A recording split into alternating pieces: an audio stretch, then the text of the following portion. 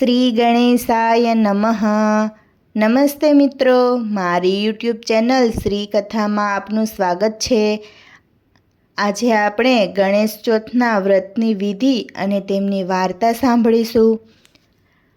વિઘ્નેશ્વરાય વરદાય સુરપ્રિયાય લંબોદરાય સકલાય જગદ્વિતાય નાગાનનાય શ્રુતિયજ્ઞવિભૂષિતાય ગૌરીશ્રુતાય ગણનાથ નમો નમસ્તે.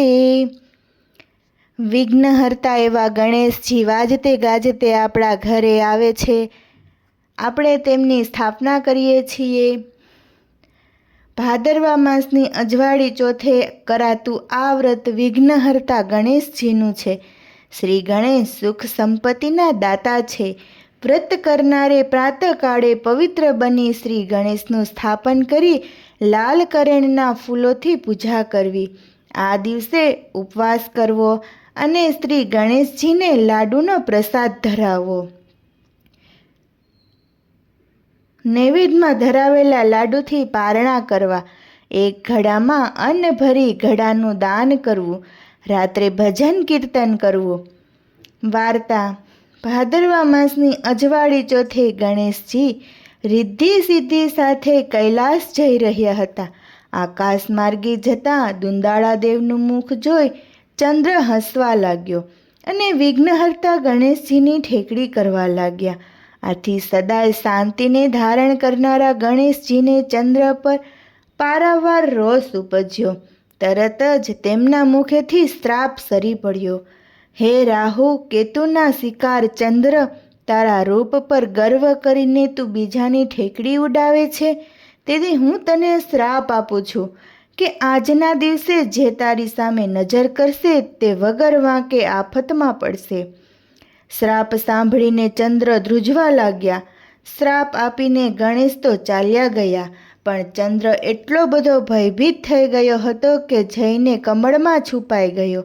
પૃથ્વી પર ઘટાટો અંધકાર છવાઈ જતાં સ્વર્ગના દેવતાઓને ચિંતા થઈ.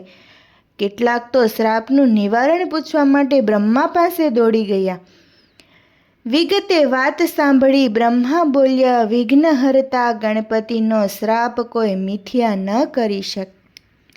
કોઈ દેવમાં આ સામર્થ્ય નથી. છતાં શ્રાપનું નિવારણ કરવું હોય તો ચંદ્રને ગણેશજીનું વ્રત કરીને તેમને રીઝવવા પડશે. ભાદરવા માસે અજવાળી એકમથી આ વ્રત શરૂ થાય. આ દિવસે ગણેશજીની પંચધાતુની પ્રતિમા બનાવી તેની ચંદ્ર સ્થાપના કરે. આ દિવસે સુધી વિધિ વ્રત પૂજા કરે, લાડુનો નૈવેદ્ય ધરાવે, ગણેશજીની સ્તુતિ કરે. ચોથા દિવસે ઉપવાસ કરે.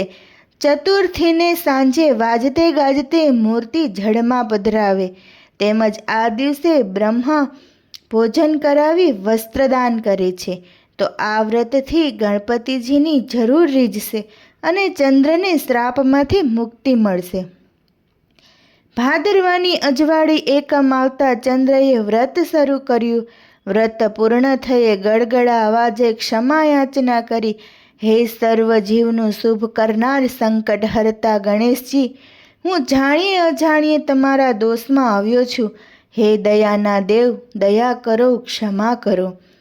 ચંદ્રની આજીજીથી પ્રસન્ન થયેલા ગણપતિ પ્રગટ થયા. ચંદ્રને આશીર્વાદ આપતા બોલ્યા, હે રોહિણી પતિ ચંદ્ર, તને શ્રાપ મુક્ત તો ન કરાય, કારણ કે મેં આપેલો શ્રાપ મિથ્યા જતો નથી. છતાં હું તને એના કલંકથી મુક્ત કરું છું. જો કોઈ પણ જીવ ભાદરવા સુદ બીજના ચંદ્રના દર્શન કર્યા પછી ચોથના દર્શન કરશે તો તેને કોઈ સંકટ નહીં પડે, પરંતુ ભાદરવા સુદ ચોથના દિવસે તારા દર્શન કરનારને જરૂર કલંક લાગશે. પણ જો કોઈ જીવ મારું વ્રત શ્રદ્ધાપૂર્વક કરશે તો તેનું એ કલંક દૂર થશે અને હું તેના પર પ્રસન્ન થઈશ. હે દુંદાળા દેવ, જેવી ચંદ્ર પર દયા કરી તેવી દયા તમારું વ્રત કરનાર સર્વ જીવ પર કરજો. જય હો ગણેશજી.